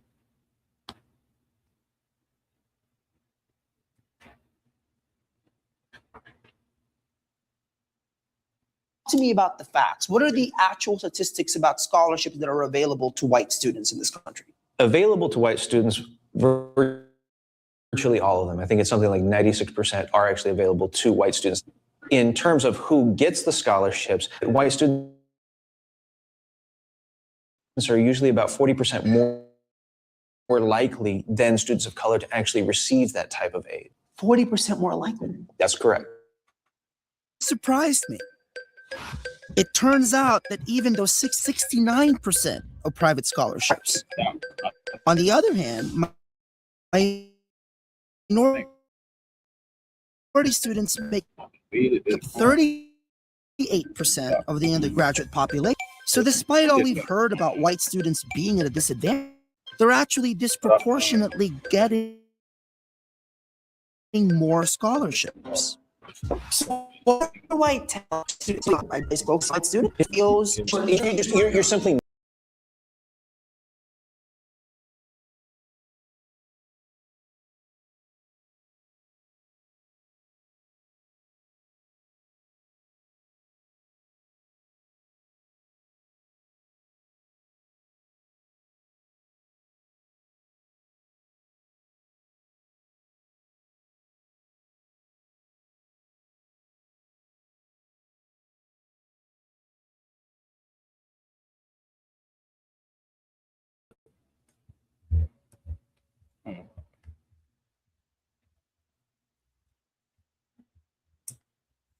All right, if y'all can hear me in the chat, put a 1. Let me know if the audio good. Oh, you want? No, that's cool. I'm gonna read it. All right, so basically, she's so privileged, right? That they want it now. They want it right now. You know what I'm saying? They want it right now. Yo, it's so much though, is that she feels like she's entitled to get in scholarship. You know what I'm saying? That if this one person doesn't get a scholarship, this one little old lily old white woman don't get no scholarship, then it is racist that black people are getting more scholarships than us. You know why? Because white supremacy taught her to look down on white people like we get all the scholarships. Right. Like we are the lesser people that all of these benefits are for black people because they're so poor. Right. Or for Hispanics because they're so poor. You know what I'm saying? That when she finally decides that, okay, I want to get a scholarship now because I didn't get a scholarship, it's because all the blacks and Hispanics and Native Indians take all the scholarships because they're so poor. Right. That's white supremacy. That's how she looks at herself as more superior than us, that we would need a scholarship versus her. Right. And when she decides to go ahead and trick the system and try to get a scholarship, she said, I can't get a scholarship because they all get it. No, when you're getting all the scholarships. Right. You know what I'm saying? You are actually getting most of the scholarships. So now I'm looking at them like, dang, well, they are more white privilege. They are more spoiled than I thought that they was. You know what I'm saying? So now, you know, you got to take this all in account when you think of a white person, a good slocky. A good white person, that a good white person is so deep into white supremacy. Right. You know what I'm saying? That they can do crimes and don't think that they're doing crime. Right. You know what I'm saying? They can, this is how a Karen is created. Right. Karens are created from white supremacy, white privilege. You know what I'm saying? A Karen thinks that she is a good white person. Right. She thinks that when she's wilding out and she's throwing stuff and she's doing all of this stuff, she thinks that she's protecting the neighborhood, that she's doing something good. Right. Because America is racist. Because America is built off of white supremacy. Okay. So when you think about a good white person, right, you come to the conclusion that good white people don't exist. Right. Because America is racist. Right. Because a white supremacy reigns over all. You know what I'm saying?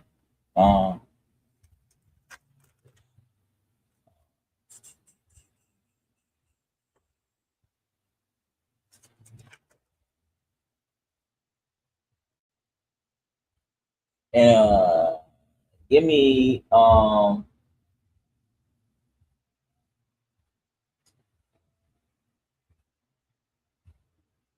Dan 8:25. Come. So America's racism, you know what I'm saying, is built off of strategically Dan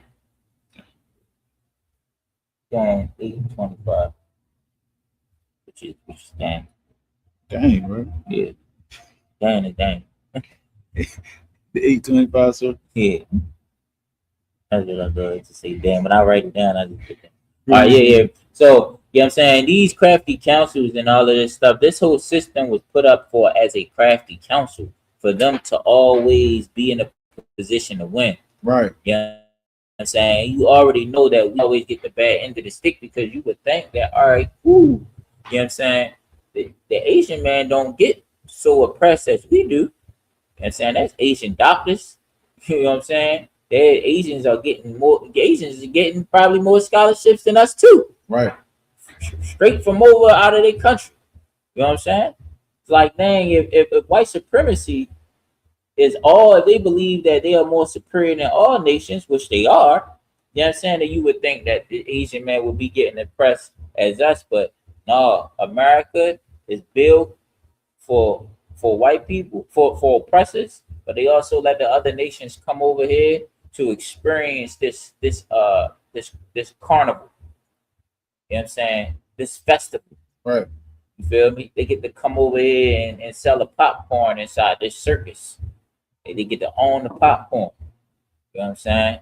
They get to come and benefit from America. You know what I'm saying? This whole system is a crafty counsel against blacks, Hispanics, and Native Indians. The Bible tells you. Go ahead and read it. Come. Dan chapter 8, verse 25. And through his policy, he shall cause craft to prosper in his hand. Man, through his policies, the way he set this government up, the law, the judicial, the legislative, the executive. You know what I'm saying? The way he set this government up and the way he implemented with his white supremacy ideology. Right. With his doctrine of discovery. You know what I'm saying? To me, I think he even says it. I am a good white person. Right. You know what I'm saying? That's crafty counsel. Just to make you believe that you could trust me. Even though I still benefit off of racism and I benefit off it gladly. It's a video that I seen, you know what I'm saying, where a oppressor lady and her husband, they were sitting there, they was talking about how racism is around and how they don't condone in it. But then they told a story how they did condone it. They can't help it. Right. It's white supremacy. Right. This is the story they told. They said, I know it exists because one time we didn't have no money. My husband lost his job and we went to the bank and we got a house. Right. With no money. That's racism. Racism. And they said, and I know that a black person couldn't do that. Wow. Even though she felt as though she was a good white person, guess what? She condoned in racism. Right. By, you know what I'm saying? By breathing.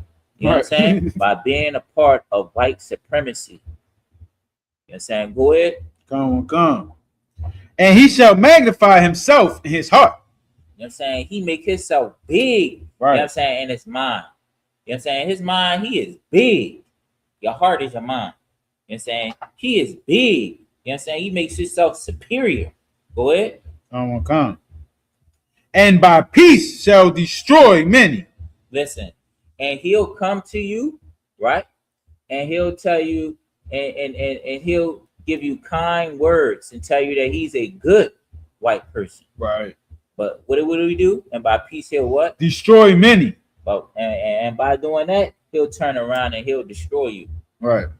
You know what I'm saying? White supremacy destroys all, man. The policies that he has, the crafty counsel that he has, is always position us to look at them as being superior. Right. As being a good white person. You know what I'm saying? Because you haven't met, you know what I'm saying, somebody who spit in your face and called you, you know what I'm saying, the N-word. You know what I'm saying? America is white supremacy, and anybody who choose to push it is white supremacy. You know what I'm saying? I watch videos of Candace Owens. You know what I'm saying? When you watch some of her, like now, she seem a little bit different. If you watch her younger days, man, Candace, yeah, good night. Yeah, Candace Owens is like, she benefits from white supremacy to an extent because she tries to erase white supremacy. She tries to cover it up and make it not with words to make it. She try to give you an illusion of white supremacy. White people notice that, and they like, okay, yeah, and she probably benefited from that. Her man white. Because she, huh? Her man white. Yeah. Yeah, my husband. And she definitely benefit off of it. Yeah. You know what I'm saying? But she has to accept it, push it. You know what I'm saying? If you out here and you think that that white people shouldn't pay the price because all of them aren't bad, yeah, you need to learn about white supremacy, learn about the doctrine of discovery. What was that you sent me about the Catholic churches? What's it called? What's the name of it? The Papal Bulls. This was this is in the 1400s. This is what they like. If you was a part of Christendom, nations of Christianity, the white man's supremacy, the Catholic Church had governmental powers for real, and they because they was the law. Mm-hmm. And that's also what you getting ready to read is into the doctrine of discovery. Right. When they put their land, if you're not Christian, we can disposition you, colonize you, and enslave you. Go ahead. It says the Catholic Church issued rulings known as the Papal Bulls that dictated status, limited freedom, and permitted the confiscation of land and people in places Catholic nations colonized. The Dumdavars issued in 1452 by Pope Nicholas V granted Portugal full and free permission to invade, search out, capture, subjugate the Saracens and pagans and any other unbelievers and enemies of Christ wherever they may be, as well as their kingdoms, duchies, counties, principalities, and other property, and reduce the persons to perpetual servitude. You know what I'm saying? Like, this was already right. This was already threaded into their children's and into their great grandfather and great grandfather. Like, coming over here before they even came over here, it was already threaded into their children. You know what I'm saying? Christopher Columbus was already born into it, seen it as it was true. You know what I'm saying? He was just as lost as, you know, that the girl that's looking for the scholarship, saying that all the black people taking the scholarships. You know what I'm saying? A lesser race is taking the scholarships. You know what I'm saying? Even when I try to, step down off my pedestal and grab a scholarship, somebody else taking it. Right. Like, you show privilege. You know what I'm saying? You spoiled. You think of real quick, and you think of how Trump is the way he is. Right. The reason why Trump feels like he can go into Greenland and take it, to go into Iran and take it, to do whatever he want, go into Cuba and take it, to Venezuela and then take it, is because white supremacy gives them the pride that can't be taken away. It has to be destroyed by the Most High. All right. That's a point. You know what I'm saying? Like, you can't unteach them this. Boy. So I wanted to say something too. Like, Christianity started by these white devils. And they passed the law saying, yo, wherever we go, if you're not Catholic, I can unalive you. That's like me creating a religion in my room. And then wherever I go, I know y'all don't know nothing about it. You know what I'm saying? I put in the law like, yo, you don't know nothing, but how you know? You created it over where you was at. Of course, everybody around the world don't know what this is. So it's basically you just making the excuse to unalive people and invade. You know what I'm saying? Like that's who. Like we really got to understand how much of the devil there is. Christianity was created by them, and they basically said, "Yo, wherever we go, if they are not followers of Christianity, we can unalive them." That's so that like they made that on their own. It's just an excuse to go around and just unalive people. They made it up on their own. Like they just do that in the mix. Like yo, I want this. All right, let's just put this in a book. Right. Let's just put this in our religion. Let's just make it is what it is. Yeah, right. You know what I'm saying? And it's a religion, so people gonna accept it like it ain't my words. Right. They gonna accept it like this is God. Who gonna go up against God? Right. You know what I'm saying? White supremacy was made by God, by our white Jesus. Right. You gonna go against it? Right. You know what I'm saying? You know what I'm saying? And that's how you know a good white person ain't a good white person. Because they're not going up. They need to go up against, you know what I'm saying, and destroy their white supremacy. You know what I'm saying? Destroy their structure of America, which they're not. They're not going to empty out their bank account. You know what I'm saying? They're going to keep reaping the benefits of America. You know what I'm saying? We're going to get some more into this. Another one, I want to show a video of how even,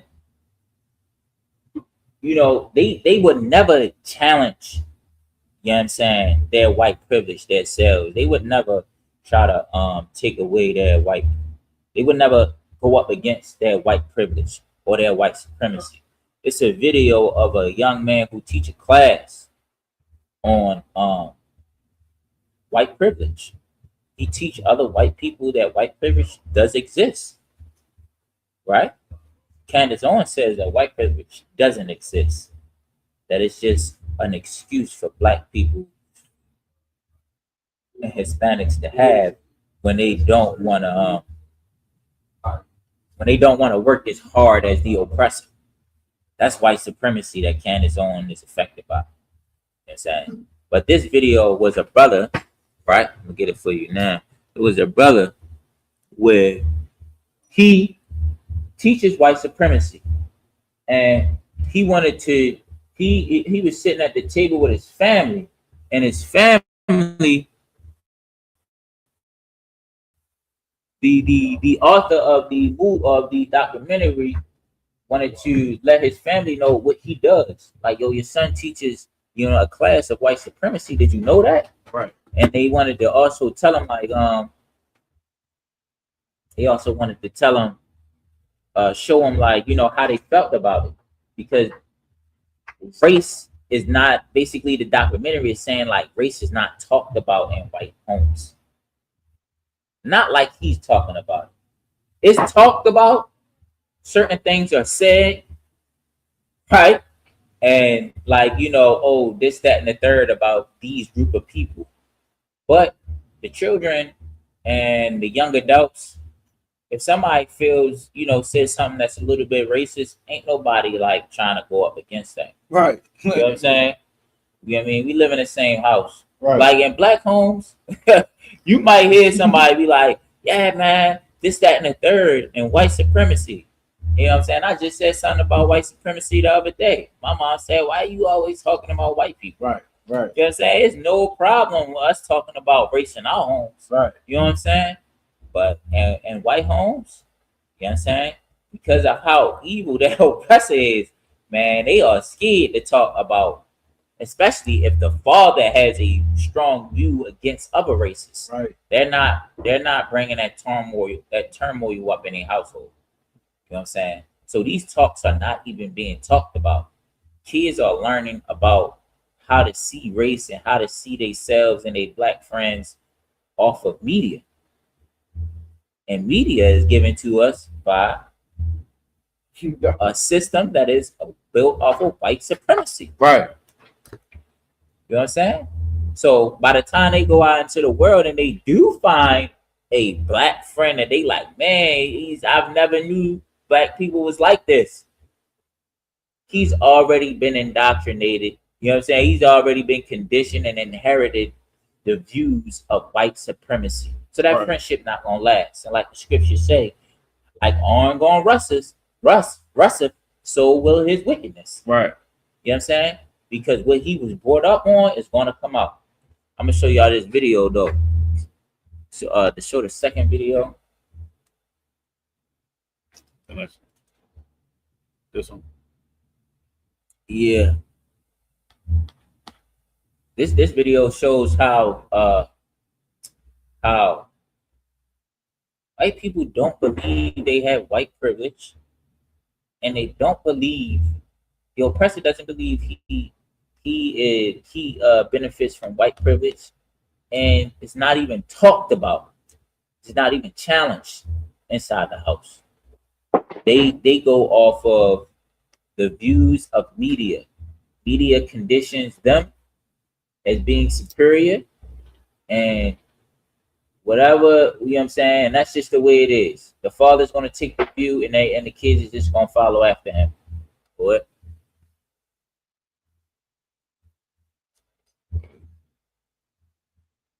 Regret biting my tongue, but there are plenty of moments where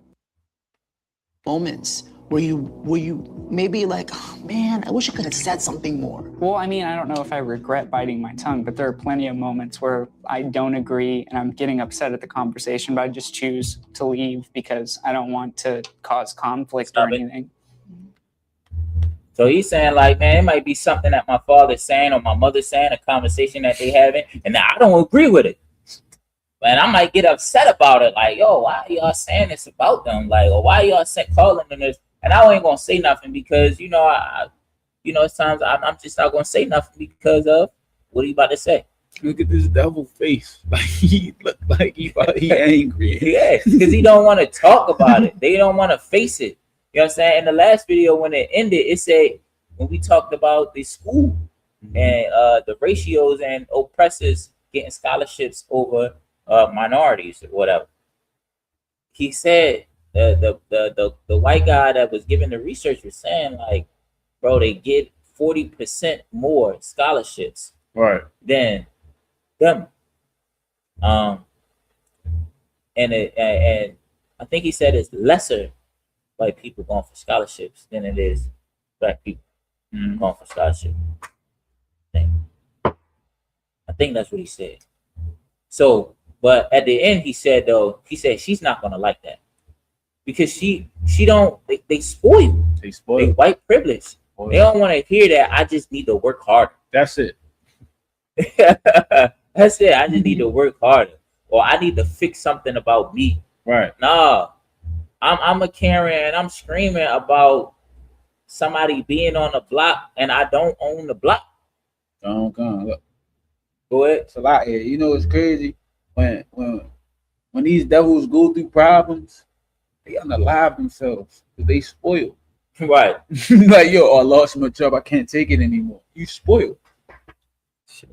Oh, it's like they lose their job. They unalive. Like when they go through stuff, they unalive themselves because they spoiled. Right. Like when they lose their job, they unalive themselves. Like that soldier, he seen what's going down in Palestine. Oh, I cannot take this anymore. You spoiled because if the world don't go your certain way, this is why y'all do the stupid things y'all do.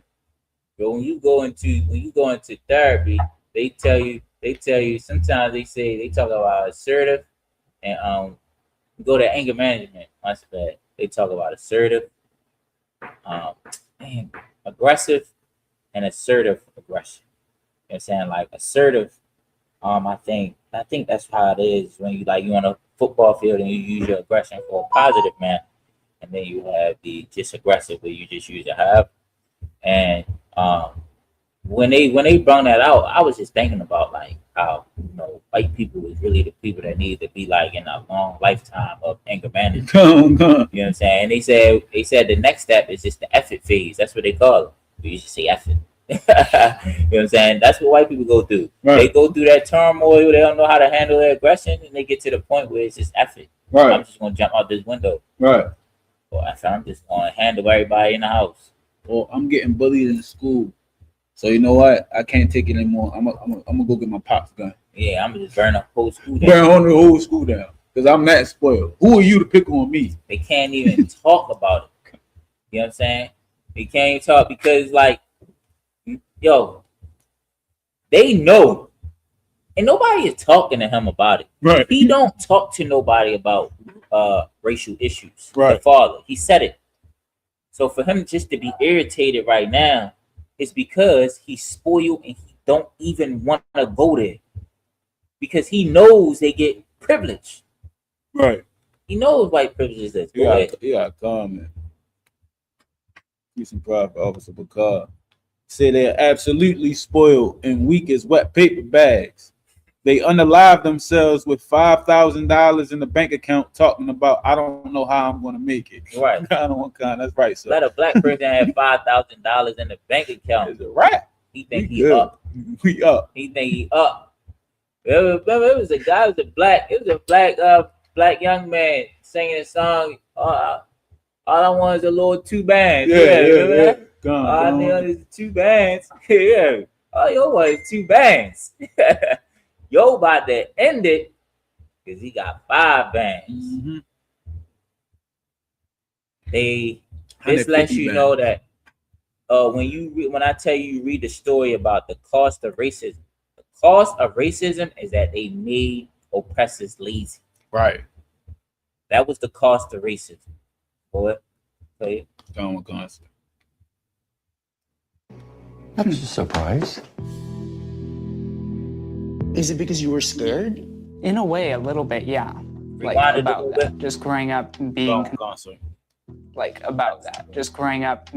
Is it because you were scared? In a way, a little bit, yeah. To leave All right, because stop. I don't want to. So he's saying that he's scared. He don't talk about these racial issues or even speak up on them because he's scared. Right. Go ahead. I want to get it all of it. We're gonna play it from the beginning. Moments where you maybe like, oh, man, I wish I could have said something more. Well, I mean, I don't know if I regret biting my tongue, but there are plenty of moments where I don't agree and I'm getting upset at the conversation, but I just choose to leave because I don't want to cause conflict or anything. I'm just surprised. Is it because you were scared? In a way, a little bit, yeah.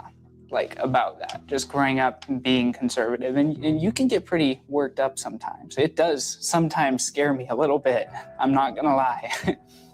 So that's why you're like, let's just not brush the topic. Yeah, for me, it just wasn't worth it. I didn't want to feel like I couldn't like live in this house with my beliefs.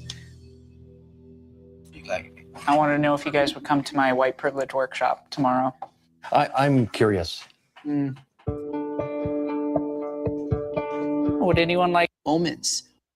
So like, and the part where his father was like, he said, I didn't know that. It was like, oh, this is, he's an N-word level. I didn't know that. You know what I'm saying? That's funny. It's entertaining now. It's like, oh my goodness. That was what the whole time he was like, I don't want to talk about this. I already know where y'all going at. In the beginning, in another part of the video, he asked him, have you ever researched or read up on white privilege? The reason why he was upset is because he told him, yeah, I have. I've Googled it and read stuff about it, and it seems like everything they say is false and untrue. That's why his countenance was kind of like, I don't want to talk about this in the beginning, because he like, bro, we about to talk about this again. You know what I'm saying? Like, I don't believe that all of this in white privilege. But what brought him up out of that is, it was like the evil smile too. That's their smile. Like, bro, if I catch you in the basement doing something with your back turned, and it's a hole already dug up, and you going in it. Yeah, like, I didn't know that. I didn't know you love black people. Dirty. What son is this? Right, that's his stepson. So you know he's gonna take him out anytime. He ain't got no cuckold. Even at the end, he tried to compromise. Like, okay, yeah, I'll go. You know what I'm saying? I did. You know what I mean? He tried, all right, I'll go. I see. But he's not. No. He's not gonna accept it. You know what I'm saying? So that was just to show you, like, yo, these conversations with these people, they are a different manner of people. A household, what even goes on to their household is different than what goes on into our household. Right. They don't get the truth. That's why the Bible calls them the devil. They don't even get the truth. And the ones, when they do get the truth, they can't accept it. They're too prideful because of white supremacy. Their pride is high because they're spoiled because of white supremacy. It's inherited down to them, even if they don't want to accept it. That young man right there, his father has different beliefs than him. Right. And his mother. He can have a son, and his son will inherit the same views as the father. Even though this young man right here, which is that son's father, which would be that son's father, is not in agreement with the son's grandfather's views. It's inherited. It's on the TV. They don't talk about this. It's on TV. It's in the media. It's everywhere. When good white people go out into the world, white supremacy is their lens. They can't take it off. You are just a beautiful puppy that they love playing with, that they do care for it. You know what I'm saying? In the moment, they'll feed it. They'll feed you. They'll go out with you. You know what I'm saying? But you'll always just be a puppy. So, you know what I'm saying? In this class, are there any good white people? And, you know what I'm saying? According to the Bible, he calls them the devil, Right. which is a deceiver. You know what I'm saying? And the devil can't be good. You know what I'm saying? The devil is evil, it's a deceiver, it's a liar, and the devil is an enemy to God. With that, I'm gonna pass the class over to Officer 500, Ganaya Alam.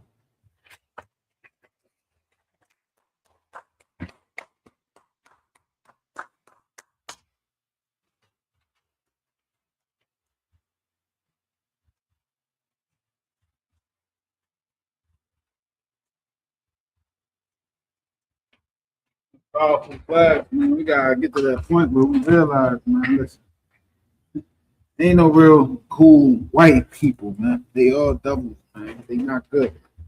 All right, so we at the ISUPK out of 1 West 125th Street, Harlem, New York, under command of General Rihanna. Rules for brothers and sisters. When a new brother or sister comes into the school, they are off limits for 6 months. They are here to be saluted only. They are here to shed themselves with the world. After 6 months, if a brother or sister has an interest in a particular person, he or she must get permission from the head to speak to a brother or a sister. There is another 6 months in which a brother or sister will court each other. After this 6-month period, the brother or sister will get permission from the head to marry. Ties, which is a commandment. You can find it in Numbers 18 and 21 and Malachi 3, verses 8 through 10. Means 10th in Hebrew and is pronounced Mayashra. 10% of every penny of any increase the Lord gives you, you give to the Treasury Department or teacher. Priest fund. Free will offering for priests, not mandatory whatsoever amount you would like to give. Up and coming Holy Convocation. Make sure you check online. We will be updating y'all on the next Holy Convocations that's coming up.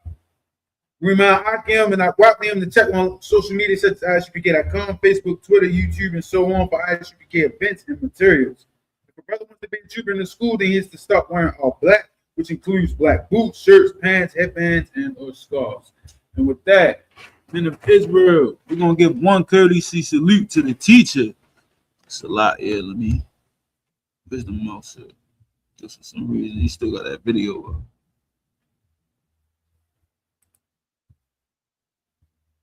In the Israel, we're going to give one courtesy salute to the teacher in the Israel. Majah, Shabbat, Majah, Rock, Yahweh, Sim Yahweh, Shabbat, Salah means the time. In the Israel, we're going to give one courtesy salute to the sisters. In the Israel, Majah, Shabbat, Majah, Rock, Yahweh, Shema, Alathamba, Sim Yahweh, Shabbat, class dismissed.